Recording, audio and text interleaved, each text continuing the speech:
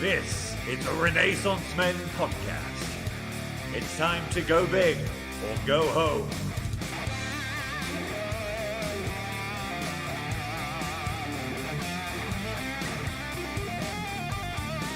Now, here is your host, Stuart Garrett.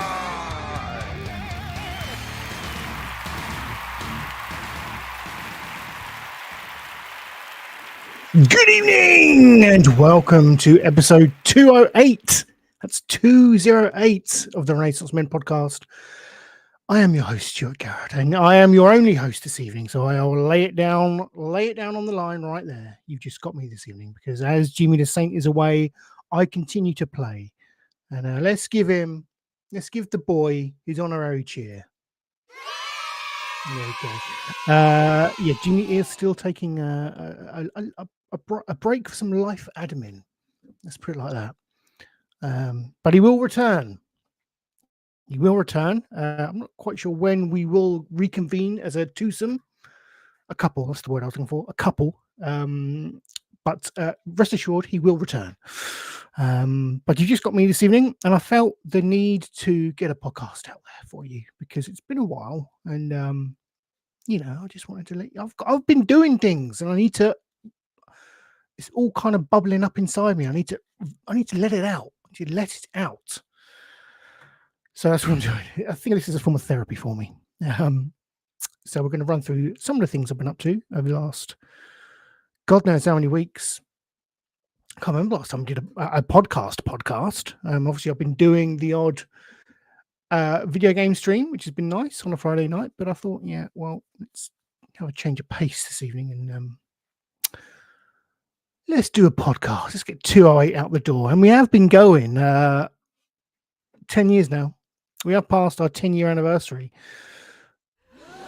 Yeah, I know. So I feel we need to mark it in some way, and I will do that in due course. I would imagine once Jimmy's back. But for now, we're just going to put those celebrations on ice. But rest assured, we will mark it. I think it was like mid-July that we passed the 10-year mark, around that time.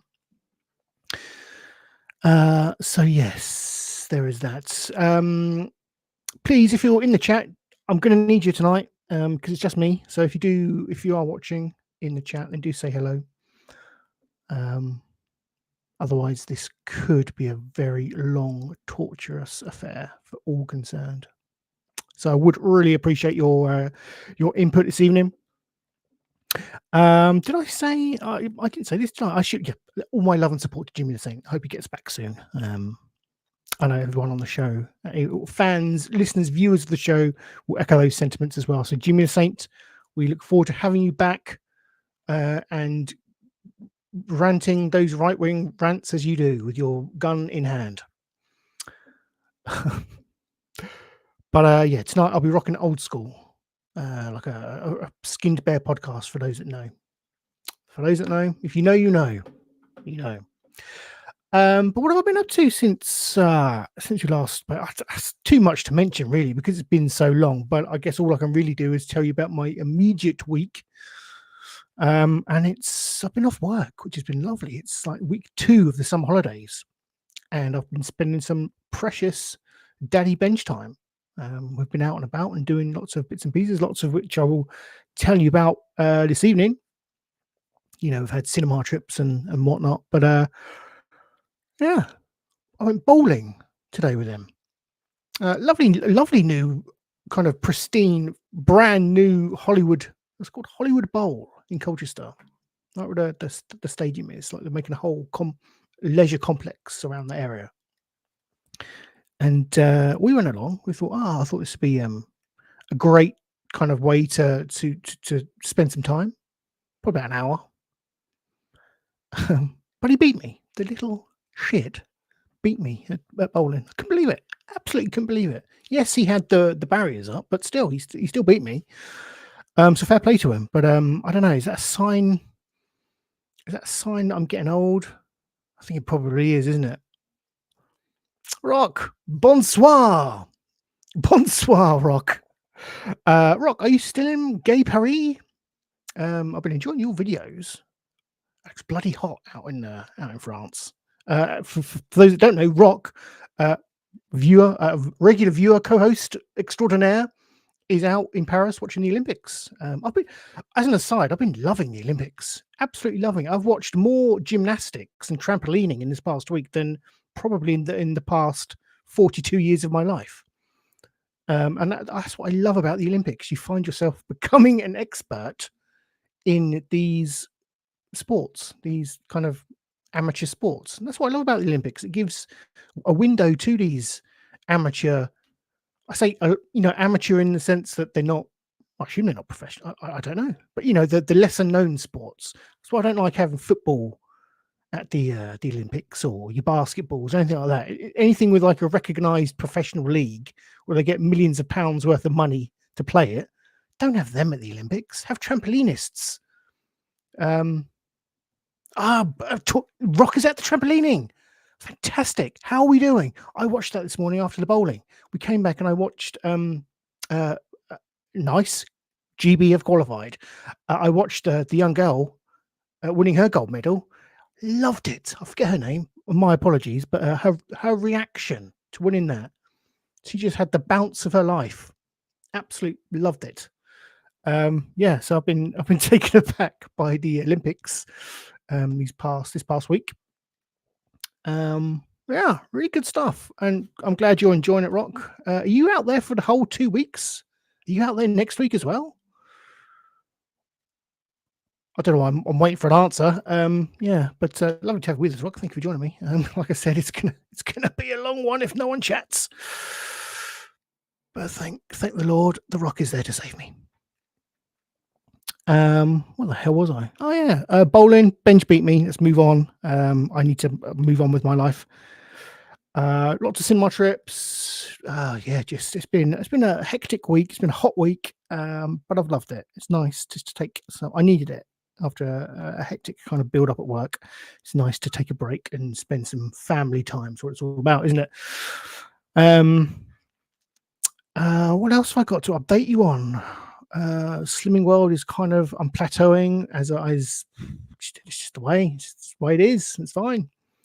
I don't think I've lost much weight since the new year. Up and down, but it is what it is. It's a journey. I'll be there. I'll keep on going.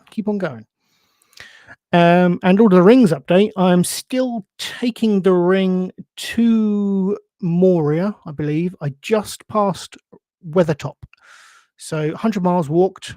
I think about 500 to go. So we're plodding on. I need to pick up the pace, I must admit. Rock says he's at Disney tomorrow for 3 days, then back for the swimming. Home Thursday. Au revoir, Rock. Thank you for joining me. Lots of love, my friend. Lots of love. And up Team GB. Hope we get gold. If we do, pop back in, let us know so we can all keep abreast. But there we go.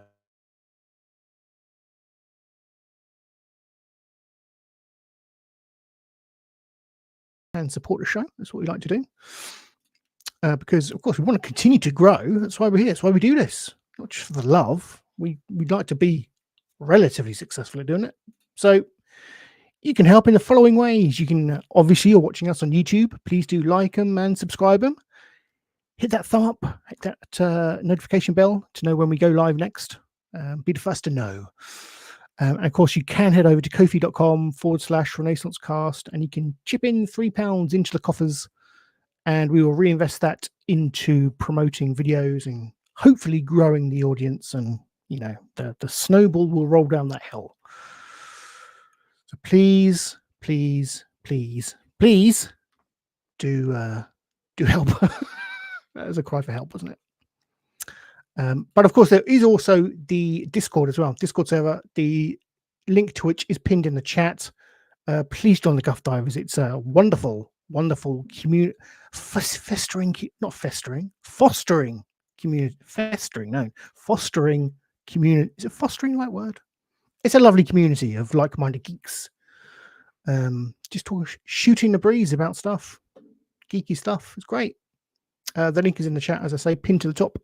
Do come and join us. Rock has walked 120,000 steps. Holy moly. Good effort, my friend. Good effort.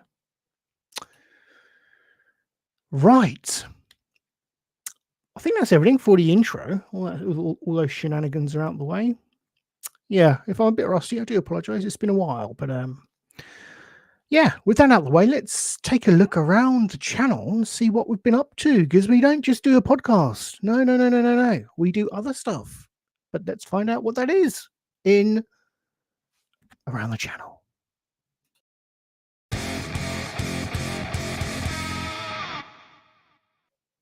There we are. See, some new stings. Freshen up the stings a bit.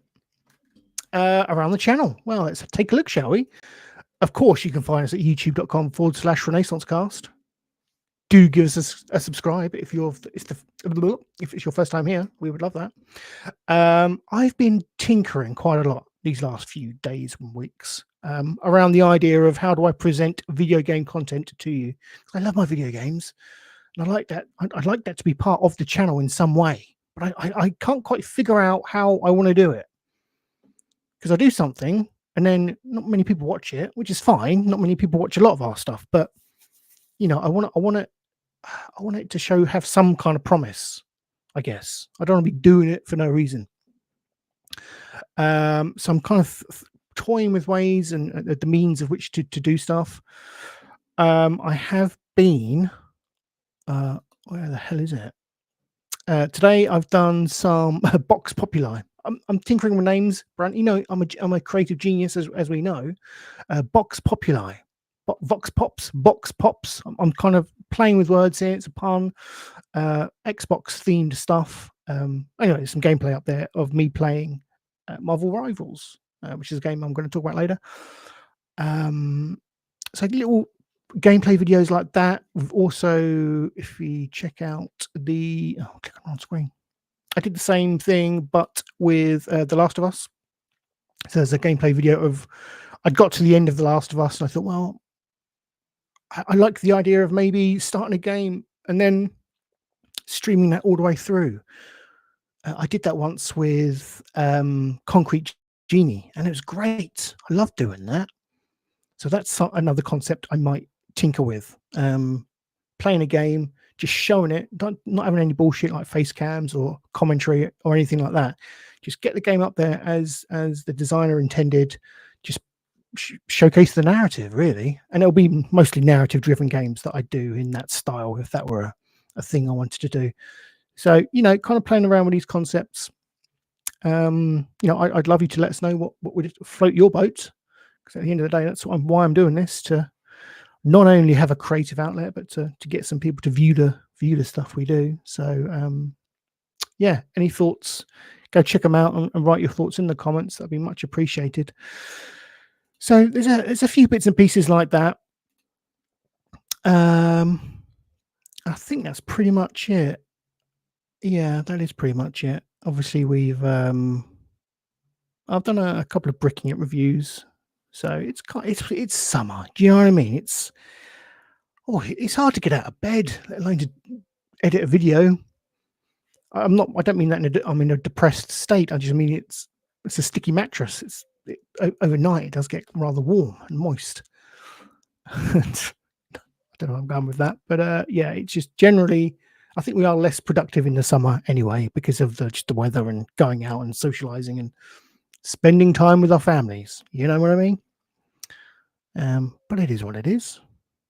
Business will pick up again once Jimmy returns and the evenings close in and it gets a bit cozier and warmer, colder. But yeah, the grander point being, go check out the YouTube channel. There's lots of new content on there. I say lots. There's some new content on there, but there's not everyone would have watched everything. So go check out what we do. There's Lego content in Bricking It. We've got Jimmy's Rentrek watch-alongs. Myself and Benj, we stream some family-friendly stuff and Big Egg, Little Egg.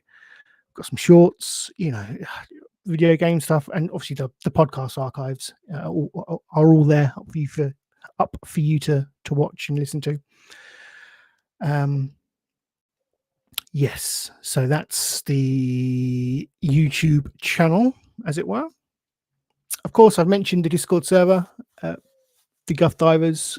Please do go check it out. The link is in the chat at the top of the chat pinned. I like a community of like-minded nerds and geeks who just chat about stuff, shoot the breeze. It's great. It's lovely. Some lovely people in there. Phoenix Rock is in there. Alumni Seven. Yeah, we're in there, and it's lovely stuff. Lovely positive chat, which you don't particularly get on social media these days. Which is why I'm tending to sack off social media and join the Guff Divers. Ooh, Neil, oh thank God, isn't he here to save me? Neil, I've been talking to myself for 5 minutes. Jeez. That's all right. Rock was here. Rock was telling me about his lovely time at the Olympics. Neil, how are you, my friend? Hope you're well. Neil himself is also a Guff Diver, and he got nothing further to add, but he is a Guff Diver.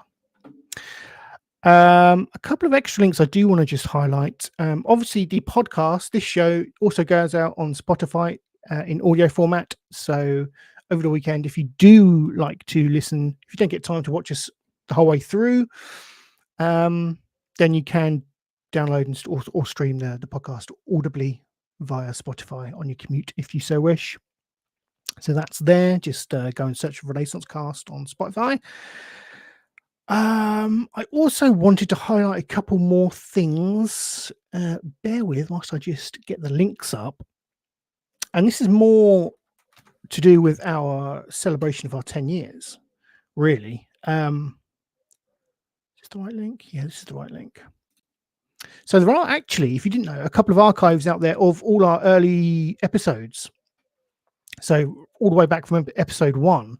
If you go onto the Internet Archive and search for the Renaissance Men, there's two things that the next thing I'll actually talk about in a minute. But this is the podcast archive in itself, and they're all on here. Episode 1 to I don't know where it ends, but episode 45, and then I think YouTube takes the baton at that point. So if you do want to check out and download all of the Renaissance Men from episode 1 to episode 45, then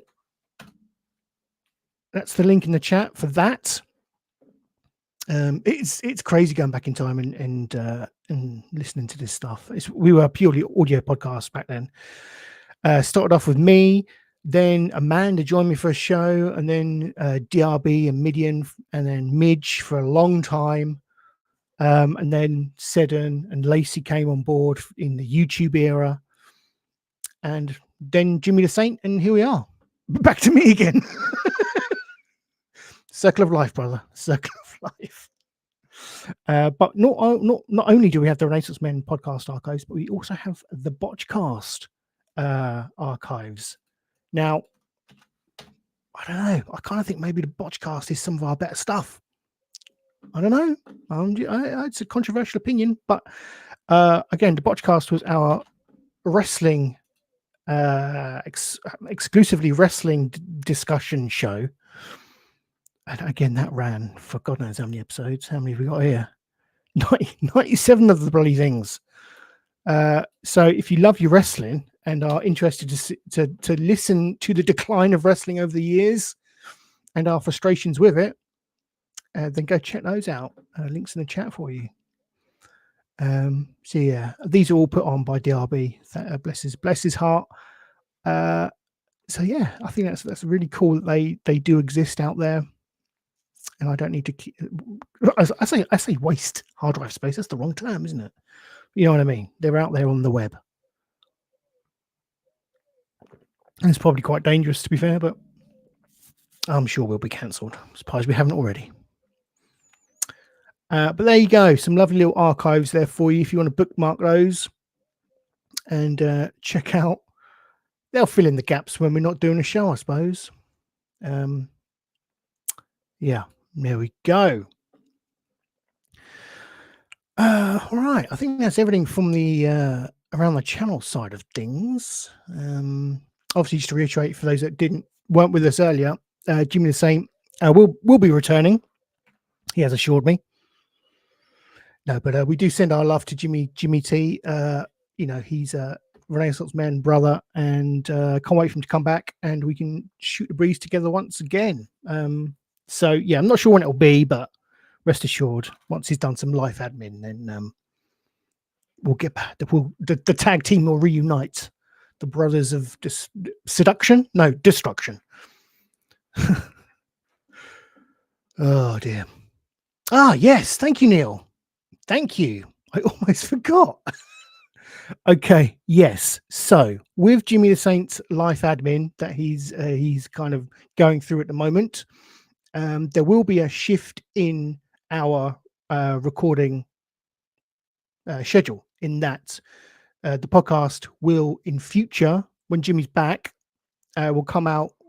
Will be live on a Tuesday night as opposed to a Friday night, which I'm happy with. I'm free on a Tuesday.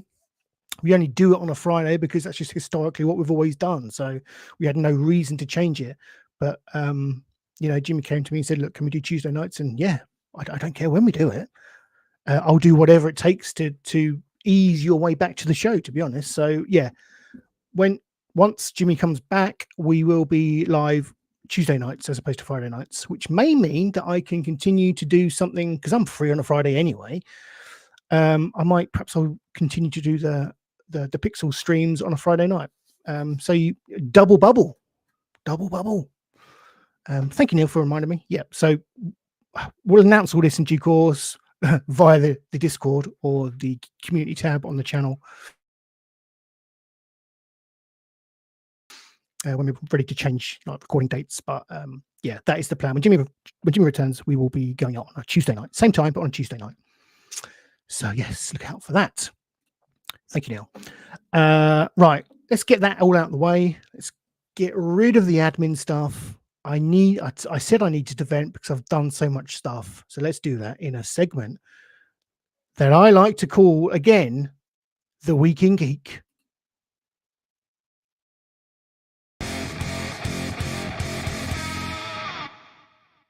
There we are, Week in Geek. Kept it simple again. Kept it simple. The Week in Geek. That part of the show where we go back. I will regale you with what I've been up to this past week and a little bit beyond, because, like I say, it hasn't been a show for a good long while. God, what do I need to get out of me first?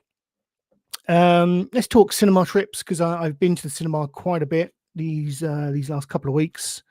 Let's get the shite out of the way. First up, I took Benj to see Despicable Me 4. This is, I guess, the summer film for the holidays. I think it came out mid-July, so kind of timed right with the summer holidays. The fourth film in the Despicable Me series. Actually, no, it's probably more than that, isn't it? Because you had the Minions spin-offs. Jesus, I hadn't thought of that. Yeah, God, and there's been a huge, it's the classic summer movie trait. There's been a huge marketing push. The Minions stuff is in the Happy Meals. There's Despicable Me Lego sets been released. So yeah, it's that classic. Right, let's pump a movie out and all these products that kids will want and adults. At the same time, let's see what happens. Yeah, let's kind of gloss over the quality of the film. It doesn't matter. Just get a film out there.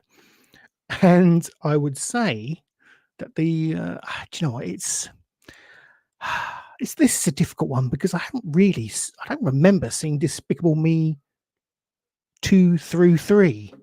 I've seen the first one where he's actually a bad guy, where Gru's a bad guy, and then he's trying to steal the moon. But other than that, I don't remember any of the others. And I think I saw the first Minions film when it was in the 60s for some reason. But outside of that, my knowledge of the Despicable Me franchise is very little. But again, Steve Carell reprising his role as Gru, master criminal / criminal hunter now these days. Yes, I'll get to that, Neil. I will get to that important question, because that is a factor, isn't it? At the end of the day, these films aren't made for someone like myself. They are made for kids to enjoy, for parents to take kids through to in the summer holidays. It's a kids' film at the end of the day, but I still think that shouldn't limit it in its kind of its scope, and it shouldn't limit the quality of the film. though. And I think this film was lacking in a bit of quality, in the sense that it's just, I don't know. It's just it was a plot wise. Okay, so Gru goes. We start the film where Gru takes down a master criminal from his past. They have history from their school days, and then the criminal played by Will Ferrell. I hasten to add, I forget his name now. Maxime. So Maxime then vows to find Gru and kill him and his family. I think he said kill. It could have been kidnap. I don't know. But anyway, he said he was going to do something bad to Gru's family. So they then go into a witness protection program, and hilarity ensues where Gru and family and co have to kind of assume these new, really kind of mundane, middle class identities and try to blend into society. And you think, oh, there could be some comedy from that. That could be quite funny. Gru trying to pretend he's a solar panel salesman. It could be quite funny, but alas, it didn't really bring the laughs.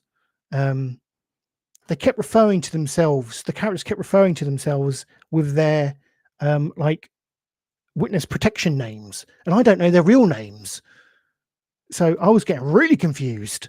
Wait, are you Gru? Are you Steve? What? I don't know. Who are you? What's going on? Why are they calling each other strange names? So I was, you know me. I get confused quite easily, and this film confused me quite easily.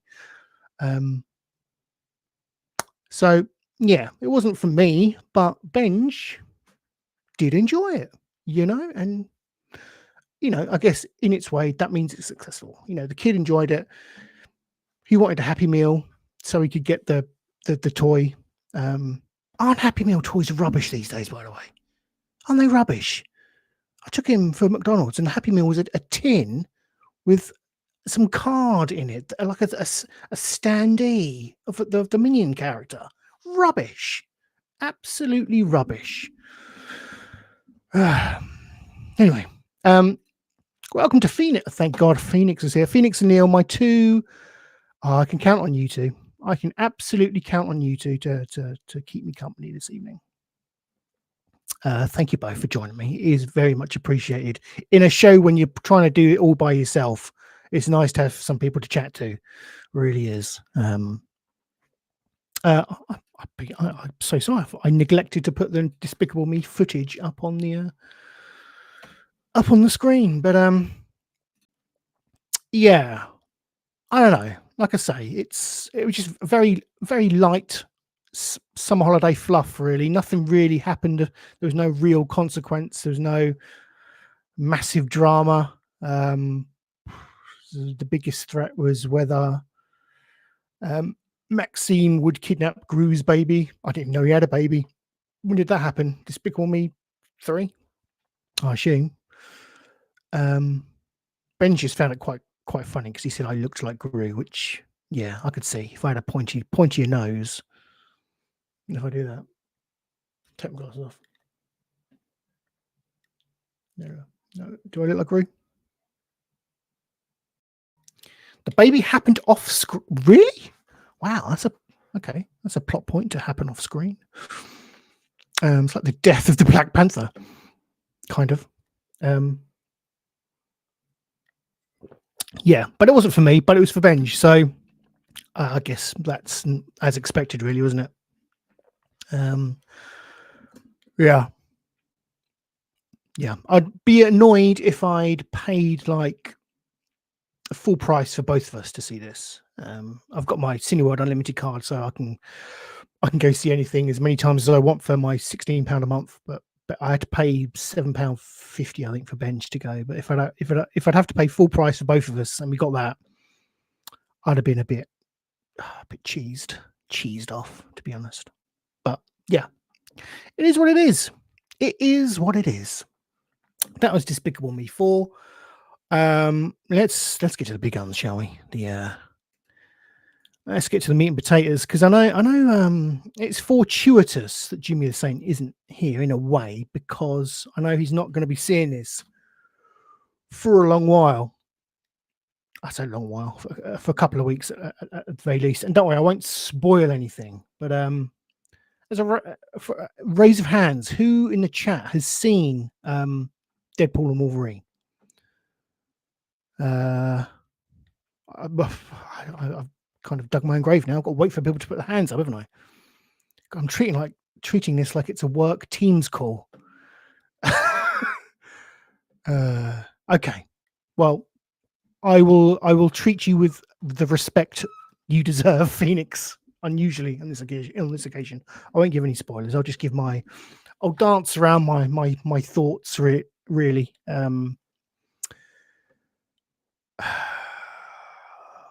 Deadpool and Wolverine. I was disappointed, actually. You know, there was a lot of hype going around with this film, saying, "Oh, it's going to save the MCU.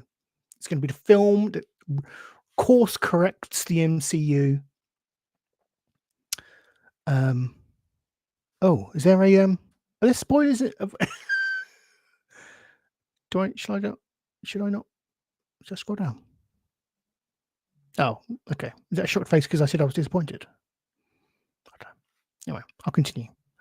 Perhaps I should stop this trailer.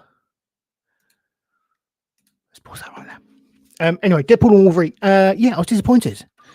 Lots of chat saying, lots of hype around this saying it's going to save the MCU. Do you know, for me, it fell into that trap of which a lot of recent MCU films and TV series have fallen into, in that you look at the characters at the start of this film, look at them at the end of the film. Look at like the world at the start of this film and at the end of the film. Has anything much changed? No, nothing really has changed apart from a few little things. You know, I was expecting like grander kind of meta changes to the MCU to happen from this film, but that's probably on me. Perhaps I got caught up in the hype, but I'm pretty sure people asked Kevin Feige, a few weeks before the film came out, that, you know, on a scale of 1 to 10, how does this change the MCU going forward? And he was saying, oh yeah, 8, 9s. Doesn't change it at all. I think I wasn't even entirely convinced. It's not even really set a massive amount in the MCU itself. It's more, and I don't think there's any. I'm not saying this is as a bad point, but it's more of a signing off, an au revoir, if you will, to, you know, the Fox brand of Marvel films. As that, it does a great job. You know, it's actually very kind of bittersweet in how it treats that universe of films that they cultivated from like the first X-Men film through like the Fantastic Four and God knows what else they had. What else did they have? I don't know. Can't remember. But you know, the 20th Century Fox Marvel films. So as a love letter and a goodbye to that universe, if you like, it's fantastic. It's done really well and really heartfelt. But in terms of changing the grander MCU, nah, does nothing. So, you know, manage your expectations accordingly, I would say. But it's bloody funny. I did have a grin, a smile on my face the whole way through.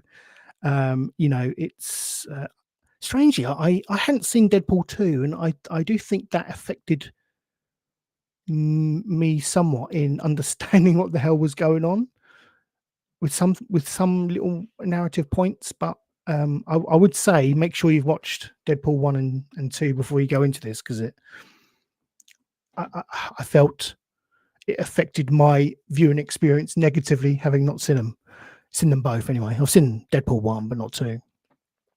But yeah, in terms of, you know, it's a typical kind of Deadpool film, really. It's funny, it's grotesque, it's violent, it's got great soundtrack, it's got all the things you would expect. But I know. I just felt maybe it was weighed down a little bit by its the expectations on it, and ultimately it disappointed me. But I think maybe I was looking for something more in it that possibly wasn't ever meant to be there. I don't know, but like I say, perhaps it's on me. But yeah, it's a good time, but I don't know. I don't know. I'd like to say more, but I don't want to spoil it. You know, I mean, there's certain aspects of the film that I think undermine the rest of it. Oh fuck it, I'll say it. There's a lot of cameos. Okay, there's a lot of cameos, and I think that undermines it. A lot of the time, the film drifts into right. Who's the next cameo we can bring on screen, and how can we kind of, sod the narrative and where the greater quality of the film. Let's just shove another cameo in there for the lols, and I think that is a detriment to the film. Really, they fall into that cameo trap. Putting the cameos before the quality and narrative of the film. Deadpool is a 15, Neil. So, yes, not one for Benj. Certainly not yet. There's a lot of F bombs. There's an R bomb in there as well. I thought the R bomb was considered worse than the C bomb these days. But yeah, there's one of those in there.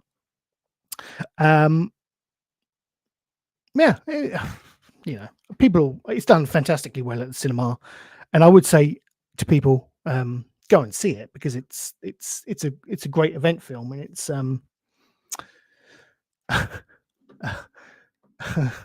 sure you know what an R bomb is.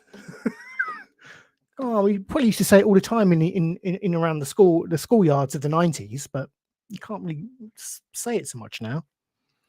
I will do. I'll let you know. But go see it and let me know what you think. I don't know. My 11-year-old has been watching a 15 TV series with mum, but finding it pretty scary. Yeah. Do you know what? I don't think, funnily enough, I don't think this Deadpool Wolverine, I don't think is as bad as the first Deadpool, which for me, it's sex more than anything. That's what I'm mostly uncomfortable with. Ask Amanda. But I've come back into podcasting like I'm putting on an old glove. No, but it's the sex scenes that I would not want Benj to. I don't mind what violence he sees and how many R bombs he hears.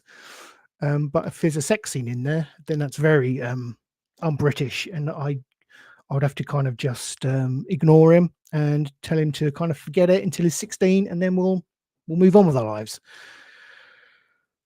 Yeah, there we go. That's very meta, isn't it, Phoenix? Yeah, there we go. She knows. Yeah, so this one doesn't have any sex, but there's plenty of blood, decapitations, F bombs, R bombs. I don't think there's a C. But let's move on. It's a good film, just not what I wanted, really. Yeah, Deadpool and Wolverine. I would perhaps we'll discuss it more when Jimmy the Saint has seen it, but those are my initial thoughts, and it might be nice to have more of a spoilery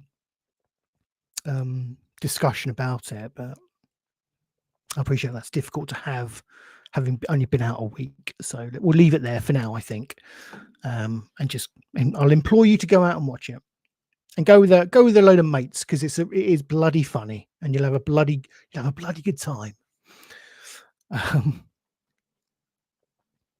Next up, since we've been recording, I've completely watched the whole of The Acolyte, Star Wars The Acolyte. And do you know what?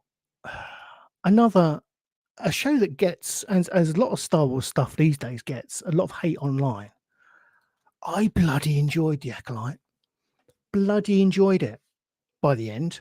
there was some up and down episodes, but I found it really refreshing, the timeline that it was set in. The High Republic era. We've got new Jedi. We've kind of gone away from this the whole Skywalker mythos, and they should kind of go back a step, go back a few generations, and let's kind of see what's going on with the Jedi. They can't help themselves, and there are links and ties that they'll probably explore if this gets a season 2, which I found quite exciting, actually, to be fair. I did like this, Phoenix. I did. I did like this in the end. With anything, there was up and down episodes, but on the whole, I thought it was the characters. No, we don't need Jimmy. No, we do not need Jimmy here. This is my unfiltered. He's not here. He's not here. Let's move on. Let's move on with our lives. I was going to say the acting and the character work is really, really. That's what was highlight for me. Lee Jung Jae, him from Squid Games. Squid Games. I never know what the term is, but he was fantastic. Manny Jacinto as Darth Teethy. The Sith character with the helmet with the teeth, kind of looks like Shark Boy from if anyone knows TNA. Kind of shark teeth helmet. He was really good. I don't know really much more to say in that. I enjoyed it. Do you know, to the point where I've gone back and I'm watching it again. That must say something. I'm going back and I'm watching it again because I'm doing a Star Wars watch through in timeline order, and that is the one. That's the earliest set series. That's what you got to start with. You go from the Acolyte into the Phantom Menace. Oh, that's a double whammy, isn't it? Oh, that's a double whammy. Rock. Oh, Rock's back. We just missed out on the bronze. Look at this. Renaissance Men with live Olympic reporting. Thank you, Rock, my brother. That is a shame.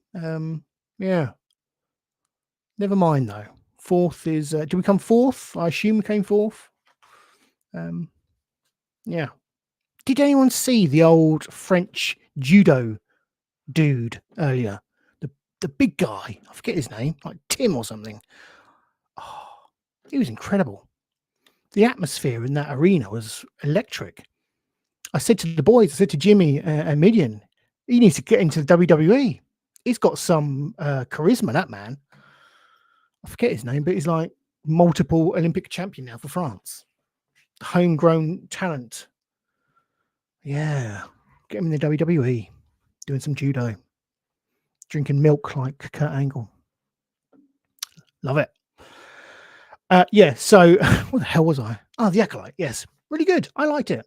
Who knew? They do some really interesting things in that final episode, kind of hinting at grander conspiracies with I'm going to say Yoda. Darth Plagueis gets a look in. Him being Palpatine's master. I'm sure. I swear there was a phone call. I say a phone call. What do you call it? A communication device in the Jedi Temple. Phone call. I swear Palpatine was on the blower to one of the Jedi High Council. I swear that's Palpatine's voice. I'd love a young Palpatine series. My camera keeps going in and out of focus. Where's this shirt? Is my shirt too loud for the camera? Oh dear. Rock says we came fourth behind Russia and Belarus, AIN, and 2 Chinese. The axis of evil. Take the... I love doing this show. The axis of evil. Yes. Viva l'infant terrible.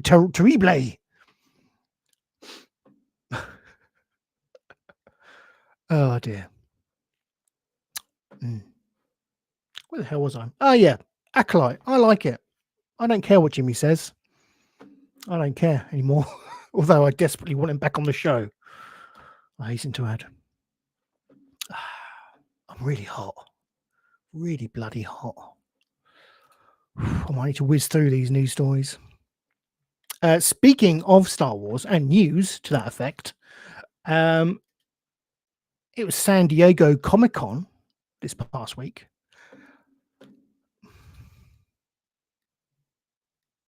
Save us, Jimmy. You've changed, Phoenix. You've changed. And some Skeleton Crew details have emerged. Skeleton Crew is, I think, the next Star Wars series that's going to be released. And I bring you the details. Star Wars Skeleton Crew gets Disney Plus premiere date, first look, and a new droid voiced by Nick Frost. Look at that. Not David Frost, that's Nick Frost. Although David Frost would be. He obviously is dead. I'm pretty sure he's dead. Is David Frost dead? Rock, is David Frost dead? I think he is. Hello, good morning, and welcome. Oh my. Etc. Head back to that galaxy far, far away for a childhood adventure this December. Now, the tagline for all this is, I say the tagline, what I'm hearing is this is Goonies if it was set in the Star Wars universe. And here we've got some first crew images. There's old Jude Law as a Jedi with some kids. Yep. There we go. Some kids. Yep. Let's look through these. There's a little alien there. Wim. Jod Na what? Jod Na Wood. Jod Na Wood. KB, Neil, and Fern. Typical Star Wars names. Star Goonies, yeah.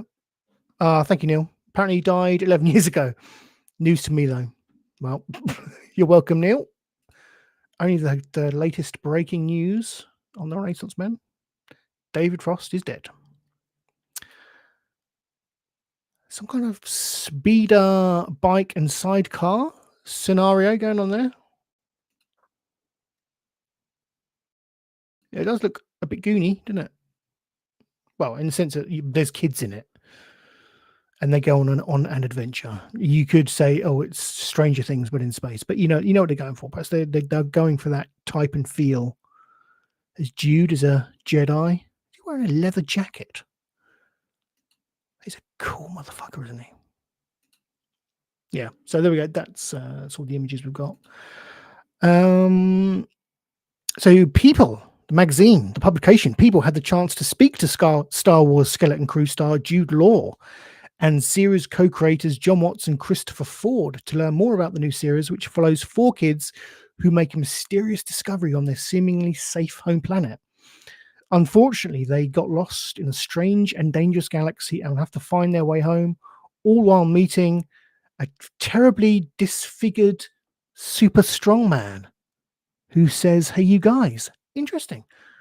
Do you know, on the Goonie front, I used to absolutely hate when the Goonies would air on terrestrial TV, because I know for sure that when I went back into school the next day, I would get asked to do the truffle shuffle without fail. And to be fair, it's quite fortuitous because I'm wearing a very chunk shirt this evening, aren't I? But yeah, I would hate the Goonies. I have a love-hate relationship with the Goonies. I love the film, but my God, it caused me so much pain as a fat kid at school. Absolutely horrendous. Are they trying to find Darth Willie's secret treasure? Well, let's go on. Let's find out. So they're going on a grand adventure, blah, blah, blah. Law will be playing a character named Jod Nawood. That's a mouthful. who is someone who uses quick thinking, charm, and conversation. Whoa, conversation to get out of all sorts of scenarios. Well, we didn't learn too much more about Jod. We do now have a better grasp of the rest of the cast. Alongside the 4 kids, blah blah blah, Nick Frost will also be lending his voice for a new droid named SM-33. He's like a rusty old cranky droid that sort of reluctantly helps the kids along the way, Watts said with a laugh. The other thing about him is that he's the first mate of a mysterious ship. As for the kids, Law says it's a joy to watch these 4 maneuver through places they shouldn't, and that seeing children in that environment, in a Star Wars environment, is thrilling and very, very unique. I'm getting Caravan of Courage vibes from this, which is not a bad thing. I love Caravan of Courage. I also love Battle of Endor, which had kids in playing the lead roles. So if they can recreate that magic mixed with a bit of gooniness, just don't fat shame anyone, please. Yeah. When's it out? I think I saw December somewhere, but not in this article. Oh, it goes on, doesn't it?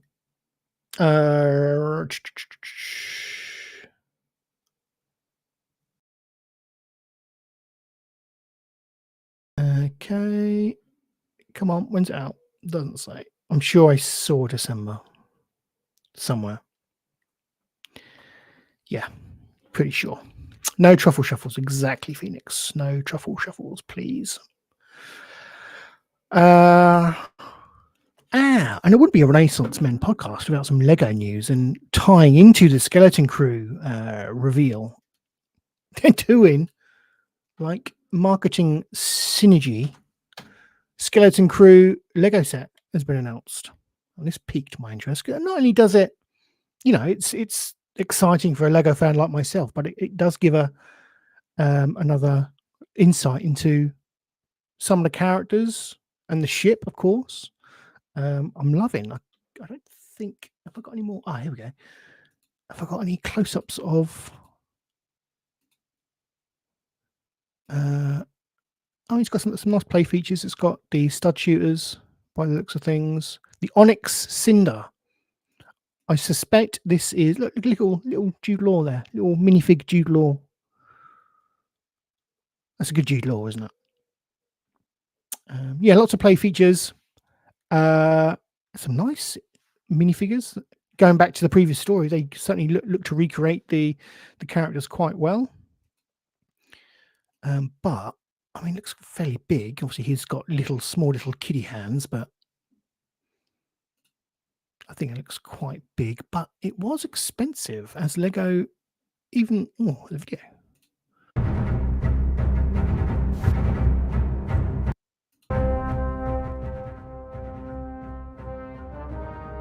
I like it. Oh, that's a good feature. That's a good feature.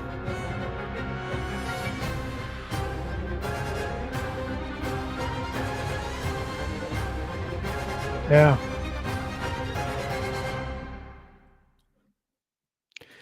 Do you know, I like it, and it's a shame Jimmy's not here but I've got an issue with like Disney era Star Wars ship designs.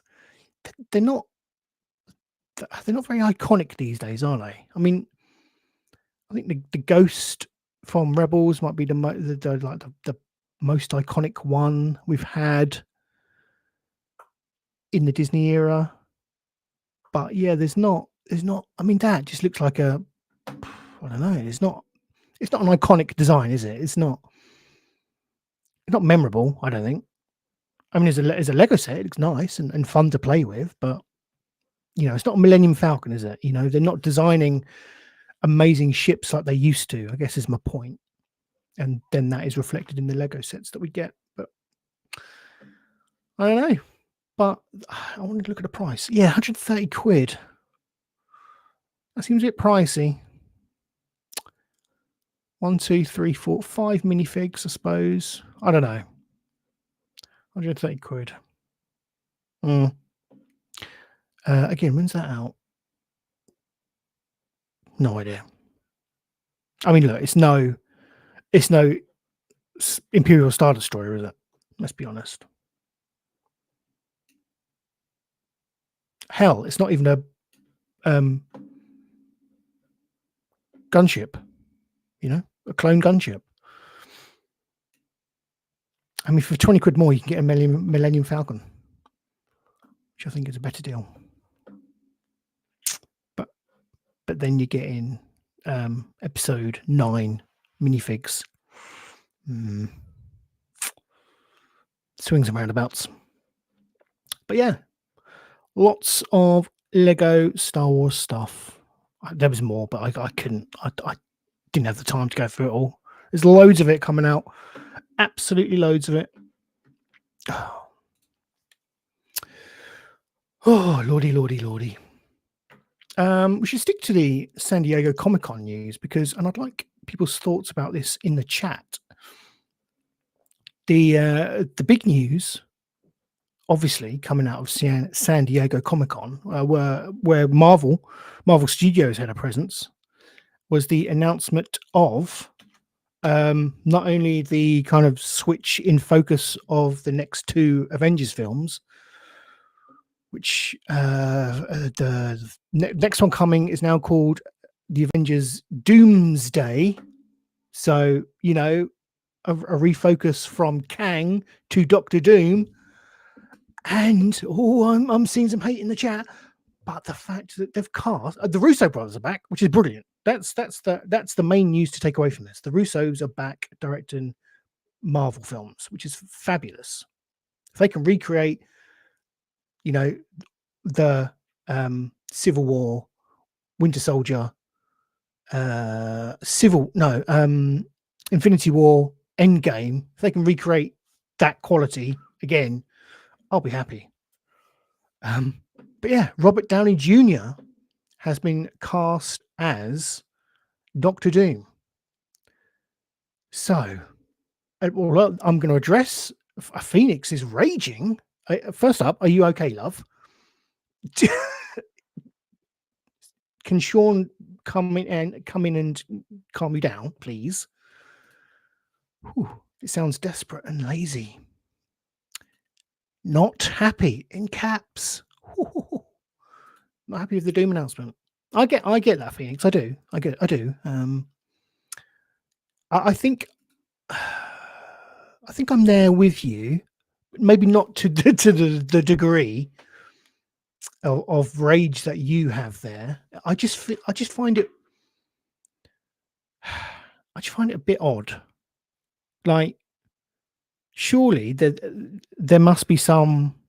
Okay, if you're hiring Robert Downey Jr., who was iconic as Iron Man and Tony Stark, surely then you have to have a narrative, some kind of narrative link between Iron Man, Tony Stark, and this version of Doctor Doom that they're going to be portraying. If they've just hired Robert Downey Jr. because they like him as an actor and they just want him to they want him to do that role, and they'll just, we'll just shove a mask on him, be fine. I find that a bit weird. But if there's going to be a link between the two, Iron Man and Doctor Doom, which it makes sense to have Robert Downey Jr. play both roles, then I'm happy with it. If it's just the case that they're hiring him just because they couldn't be bothered to get anyone else, or that was the one they wanted, them being the Russos, he was the actor they wanted, then I don't know. I find that a bit odd and a bit jarring, and it will be a bit jarring because he has a distinctive voice. That's the thing. Doctor Doom, he's got he's from Latveria, isn't he? Which I guess is that in canon? Is that like an Eastern European kind of like Austrian? I'm imagining Austria or some such country, some such accent as well. Can RDJ do an accent? I'm not sure. Surely he should have just got Arnie in to do it. That would have been my choice. Arnold, Doctor Doom, perfect. It is not a tumour. blah blah blah. Get to the chopper. All that good stuff. Yes, well, it must be costing a fortune, Phoenix. I do have those stats in the next story. But yeah, I mean, okay. Put aside the rage, Phoenix. Who would you like to play? Who would you have chosen to play Doctor Doom? And I'll throw that open not just to Phoenix, but to anyone in the chat who's watching. I don't know. I have no idea. Cillian Murphy, I know people have suggested. I know that would have been. I think Jimmy was on board with that. Oh, well, there you go. Great minds, Phoenix. Yes, that is the. I don't know. Arnold for me would have been perfect. Eyes to see you. And he could have had an ice gun and everything. It would have been brilliant. Missed opportunity. A Doombot. Yeah, all that. But yeah, so Robert Downey Jr. is going to be taking on the role of Doctor Doom. The Russos have been named as directors for both Avengers films. I love the announcement. Is there a video of it? Yeah, let's watch it.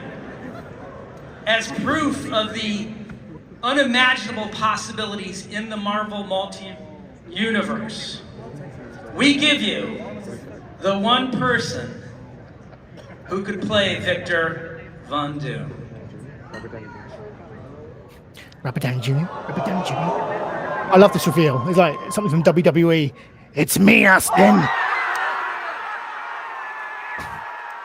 Whips off the mask, reveals himself.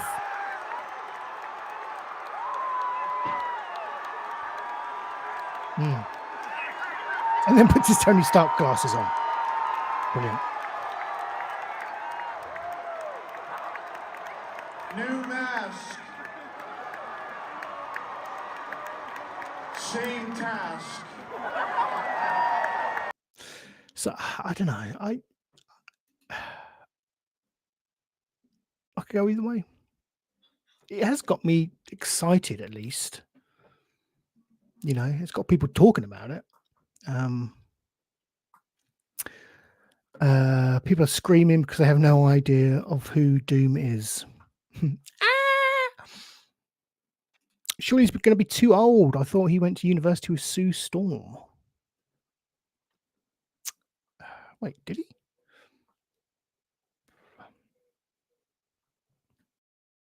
Oh, that's interesting.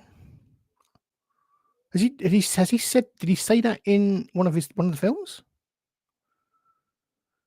Well, maybe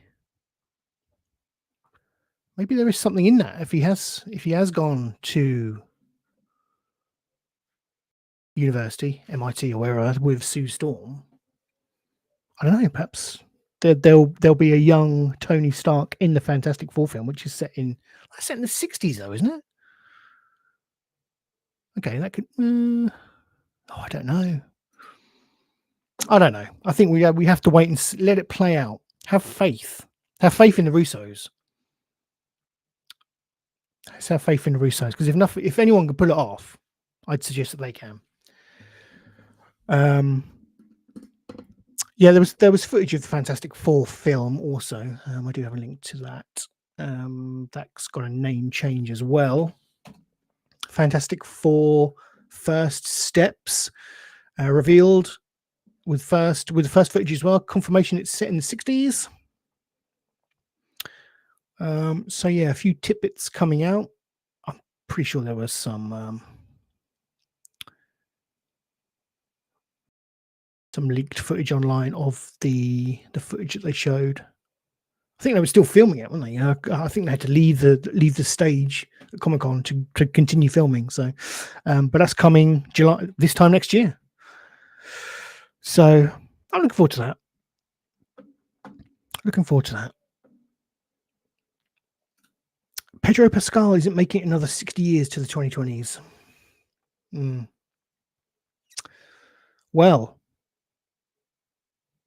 okay. My theory being, I suspect they'll do a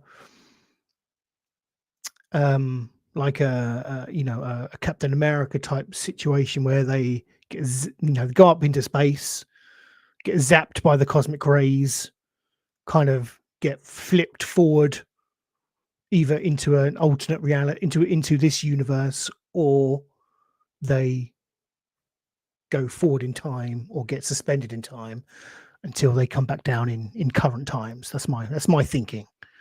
Go up, cosmic ray zappage, shenanigans, they arrive in current time MCU by the end of the film, and they do that reveal where the Captain America reveal was done so well. I love that. But we'll see. We'll see how this all plays out. But it's exciting. That's my point. I'm excited about the Marvel stuff again. Really excited. And all it takes is a few announcements and some returning faces. I'm so cynical, so easily pleased. Oh, bloody. Do not like. Don't happen there. Do not like. I mocked you and then I got taken off the stream. Do not like. Phoenix is not happy.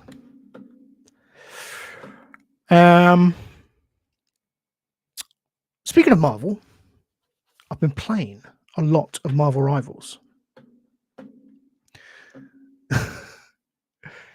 Jimmy.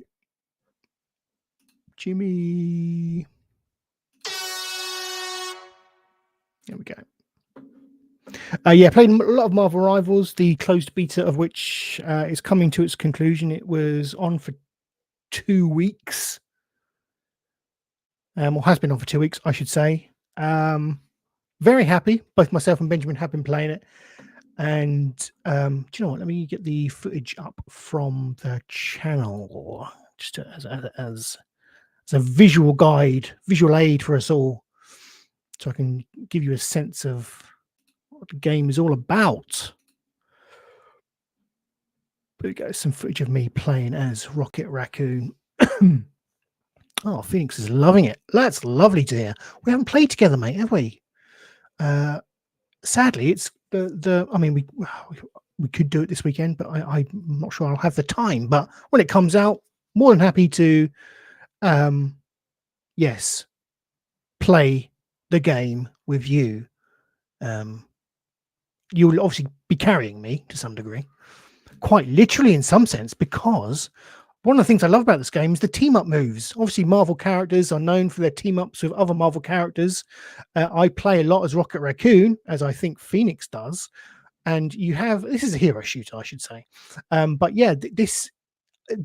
can team up with other characters in very unique ways. And Rocket Raccoon, as you would expect, can climb atop Grooty. That's Groot. And I think you give him a buff of some description. I don't know if it's like an armor buff or if you increase his power. I'm not sure what it is, but there is a buff. And I just love those kind of lore-centric team-up things that they do. It really matches the theme and the marvelness. Is that a word? The marvelness of the game itself. And there's a whole load of them. As you can see, you can play as Venom, Spider-Man, and Penny Parker. They all have team-ups and buffs that they give each other and unique moves. I think as Rocket, you can give Punisher some unlimited ammo for a period of time. So all these characters, and there's a lot of Marvel characters in there at the moment. They kind of all balance each out and kind of buff each other. And there's loads of combinations that you can have within your team. Of course, being a hero shooter, all these characters have specific roles, being tanks, DPS, or support characters. I think they call them. What do they call them? They call them vanguards.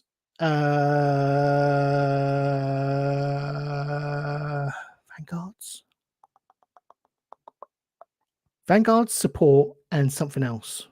Vanguard is tank. Support is support. I forget what they call DPS. Anyway, it doesn't matter. But there's the 3 archetypes of characters that you get in. That's typical for these hero shooters. Obviously, only one person in the team of 6 can be a character. So you can only have one Rocket on the team, one Spider-Man on your team, etc. And you get kind of all these different synergies between characters, and it's just simple yet fiendishly deep. That's what I love about it. I've played Overwatch on the surface. I've glossed over it over the years. I've dipped in and out of it. But yeah, having the quality gameplay of Overwatch, and this plays really well. I didn't expect that from NetEase, who do like mobile games predominantly. I've played a couple of their games on like the iPad and stuff, and they haven't run the best. But this, flawless, absolutely flawless. As Phoenix is saying there, she couldn't find a release date, but to me it seems good to go. Yeah, absolutely. It's they could release this tomorrow and it'd be fine, absolutely fine.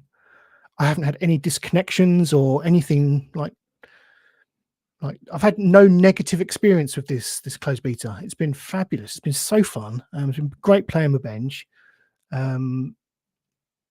Very happy because we have unlocked our Cyan Venom skins, both of us. So there's a battle pass for the beta. I think all the unlocks throughout the battle pass get erased, for want of a better term, after the beta. But there's one or two permanent unlocks that you could earn.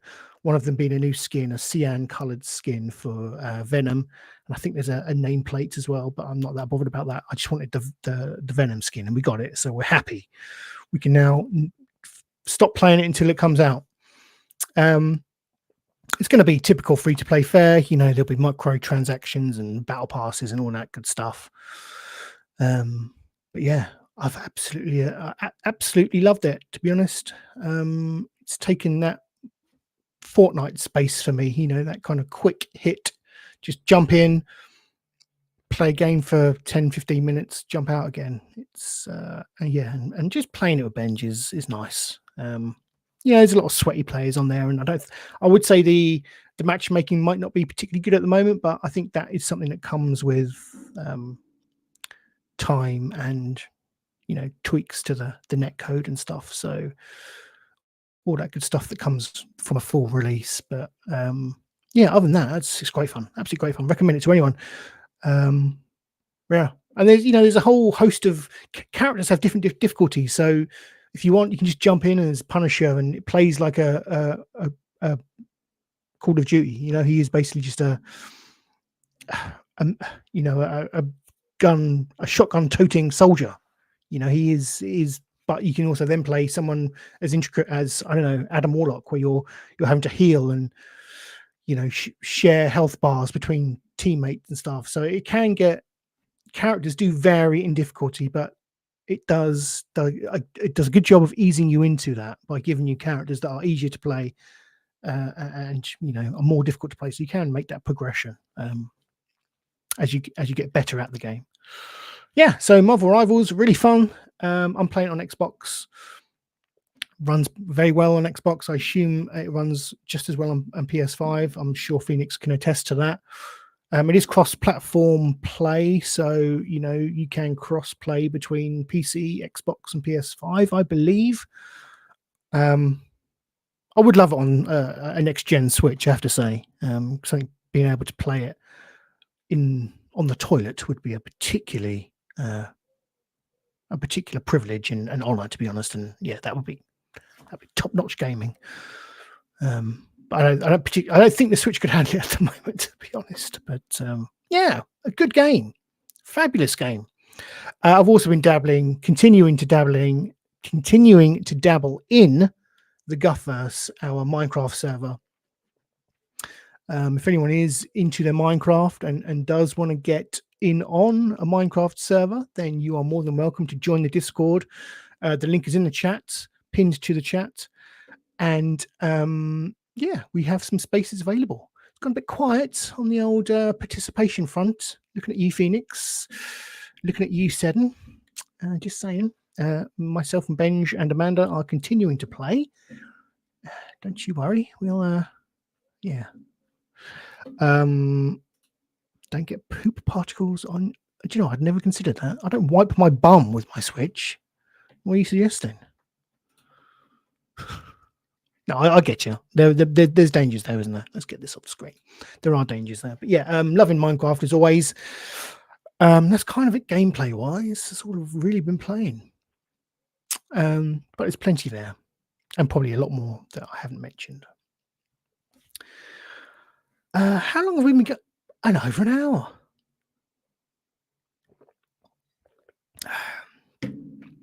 Yeah, it is a time sink. Once you get invested into the battle pass on Marvel Rivals, then you do feel yourself wanting to grind out the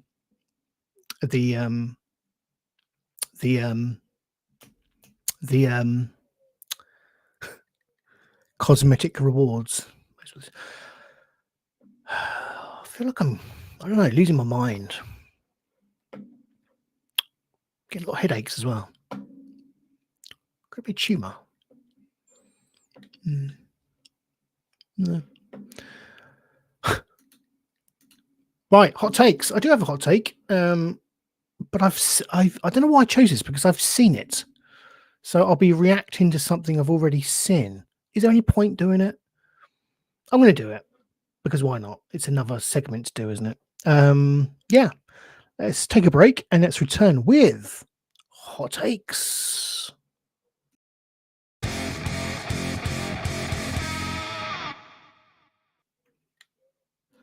Hot takes. Is that part of the show where we react to the latest trailers? It was nice knowing. Thank you, Phoenix. Pleasure, absolute pleasure. Yeah, I've bought the Joker Folie Adieu proper trailer with me this time. I think although I've seen it, it's I think it's just a fantastic trailer and worth watching again. Quite honestly. So I'm going to key this up. This came out, I think it's only came out a week ago. Trailer 2, I believe. Oh, sorry, the first one was the teaser, wasn't it? And this is the full-blown trailer. A sequel to The Joker. Arthur Fleck apparently has been arrested or incarcerated at Arkham following his shenanigans from the first film, and by the looks of things meets up with Harley Quinn and what? Really, Phoenix? Wow. Holy moly. Did you enjoy well for those listening, Phoenix has just said, I'm not going to watch this when it comes out. I just don't fancy it. And that's fair enough. That really is fair enough. Have you seen the first film? And if you have, did you not get on with it? Did you not get on with it? I'm assuming not. Hence, I mean, I can't wait for this film. You really are a party pooper today. Absolutely. Are you all right? God. Give us 2 emojis for a cry for help. Like, tap twice on the phone. Are you all right? You didn't like the Joker. Wow. Okay. No, I'm not gonna belittle that opinion. I won't agree with it, but that's, you know, that is fair enough, and that is quite interesting, really. I think it was a different take on the Joker character we're familiar with, wasn't it? It was very gritty, wasn't it? Very grounded, very, I don't know, using the word realistic, but do you know what I mean? It was very, I guess, grounded in reality. And for me, that's what I loved about it. It was almost like, it was the reductive comparison was to say, it's like Taxi Driver. It's amazing. And, it wasn't like Taxi Driver, but in a way it was. I don't know what I'm saying, but I don't know. It had that sense of being grounded in reality, like films of the 70s were, giving a grim slice of reality. I think Phoenix just likes traditional stories, and that's fine. That is fine, my friend. That's why we love you. A simple girl, simple valley girl with simple valley girl from the valleys. She knows what she likes, and it's got to be simple. But yeah, let's check out this trailer. This is the Folie Adieu official trailer. Spoilers. I think it looks great. Hit Gotham like a hurricane. The trial of the century. Believe Marfleck to be some kind of martyr. Well, he's not. He's a monster. When you're smiling,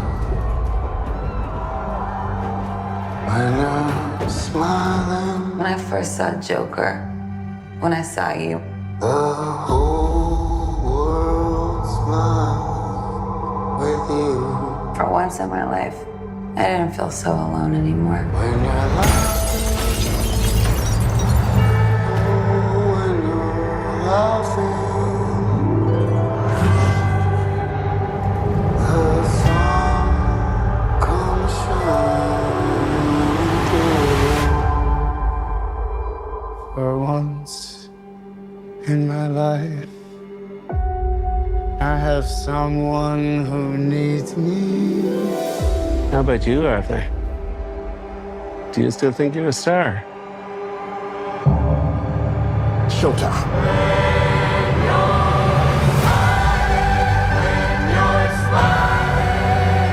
The whole world smiles with you. You can do anything you want. The sun comes You're Joker.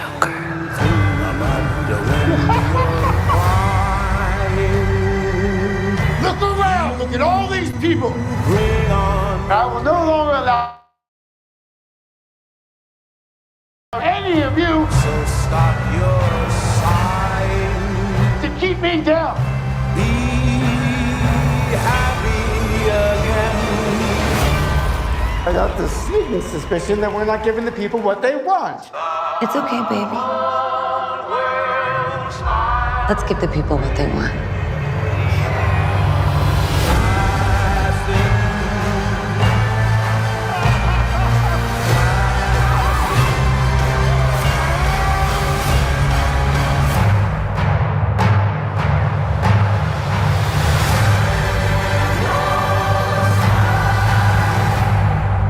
Sing hallelujah. Come on, get happy. Get ready for the judgment day.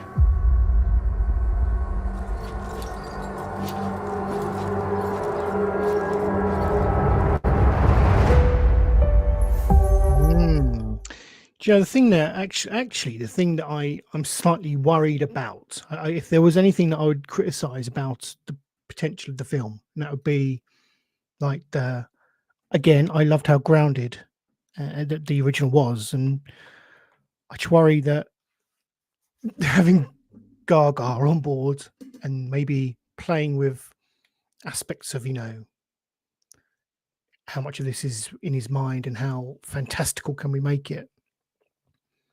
I think you would lose some of the grounded nature of the first film, which was so good and such a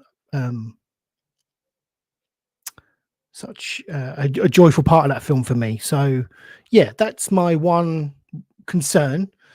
Are they going to go too over the top and too fantastic with it all, and lose that sense of having it grounded in reality and telling a tale about a man's struggle with mental health and how he's failed by the system and all that kind of stuff.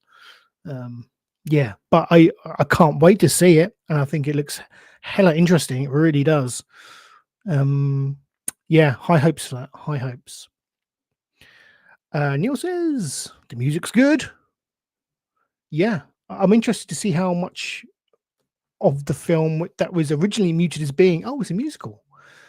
Actually, what really? Okay. If this is a musical, is the usual target audience okay with it? I don't know. I think that's a bold move. I don't know. We'll have to wait and see, I guess. Have to wait and see. it could be one of those films that people either absolutely love or they're going to despise it. I think people are going to go either way. They're not. I don't think they're going to go and say, "Oh, yes, all right, it's okay." I think people are either going to love it or hate it. But that is Jokey Folie Adieu out in October, and I can't wait. Either way, it's going to be a fantastic time to see how that plays out. Right, let's wrap this show up. It's been episode 208, and let's wrap it up with the usual and finally story. And finally,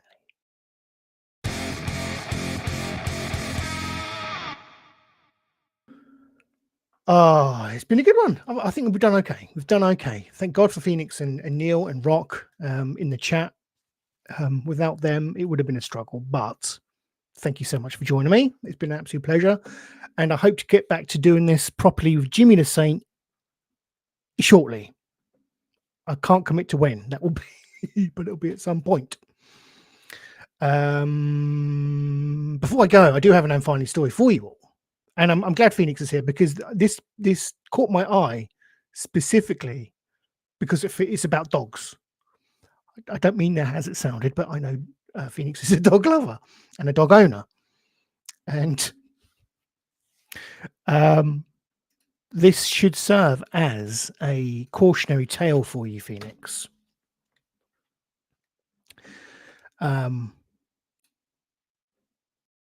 Family shocked after dog turns on the stove and burns down their house.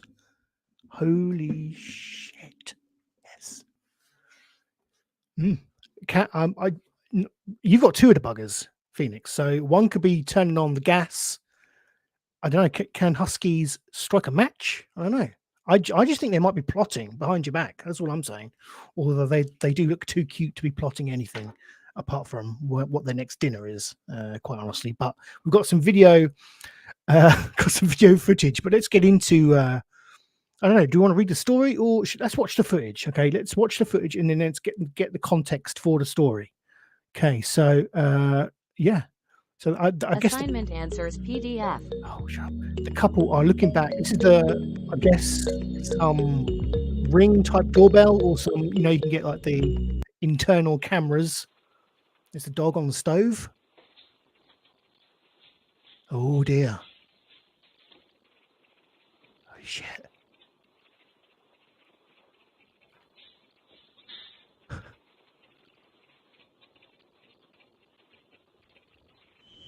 Oh, that's escalated, isn't it? Oh my goodness.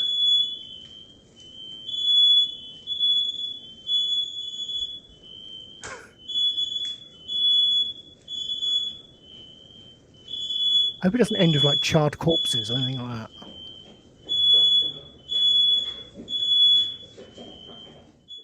Wow. Well, just say it. They nearly burnt down the house, I think is a bit. Shut up. A bit alarming. Let's read the story. This is the moment a dog ignored all fire safety precautions and turned on a stove, setting fire to his owner's home as they slept.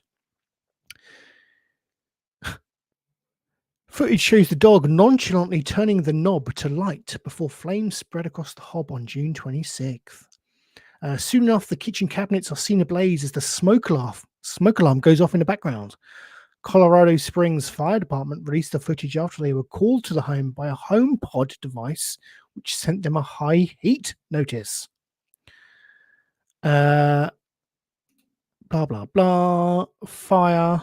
No other injuries, including to the dog, were reported. Well, that's good. No people or animals were hurt during this. But the family have been forced to move out of the home due to damage caused. Yeah, whatever. The dog's role in causing the fire was only discovered as investigators looked back at home surveillance videos to find the cause. This smacks of an insurance job to me, to be honest.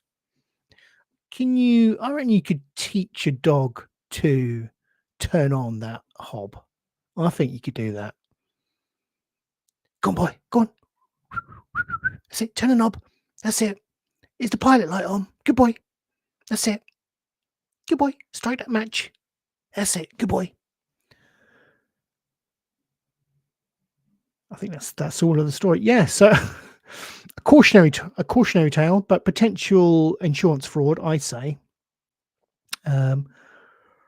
Or perhaps he was just after some sausages.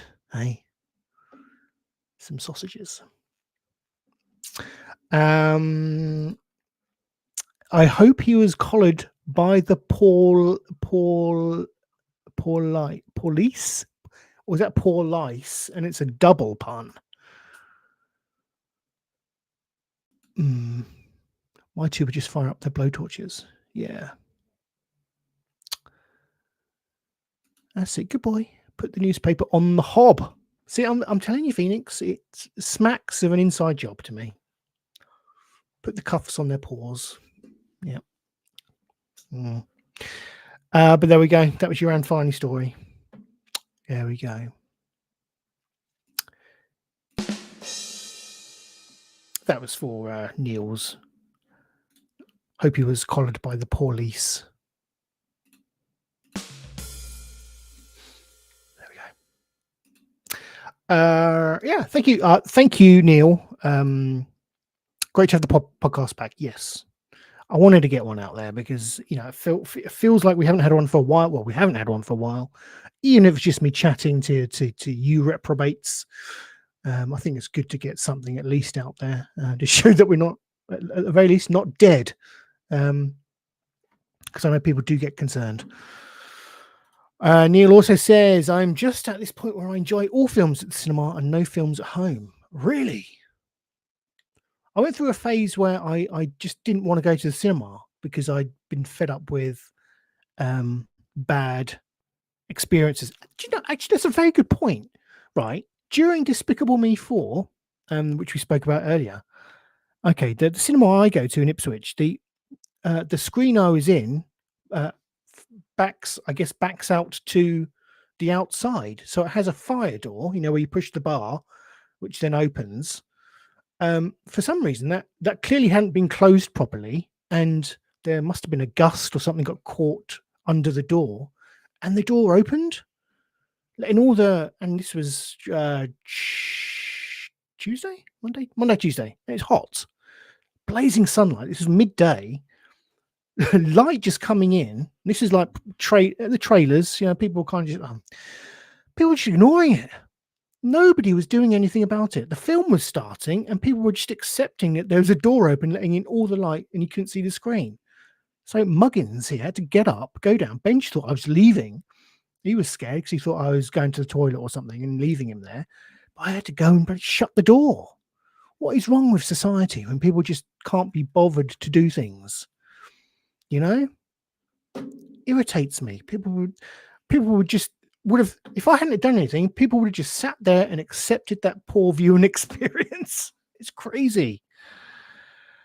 This has been a good cathartic experience doing this show. I've been able to vent. It's great. It's like therapy. Yeah. So thank you. My thanks to everyone who joined me this evening. And honestly, if ever I do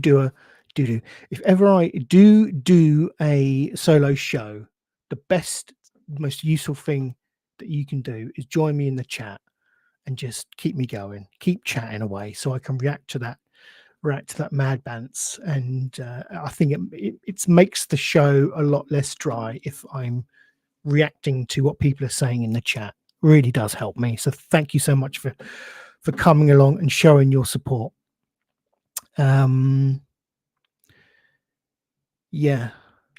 What else have I got to say? I think that's pretty much it. Just to remind you, if you haven't done so already, do please hit that thumb up, hit that like, hit that subscription button, all that stuff.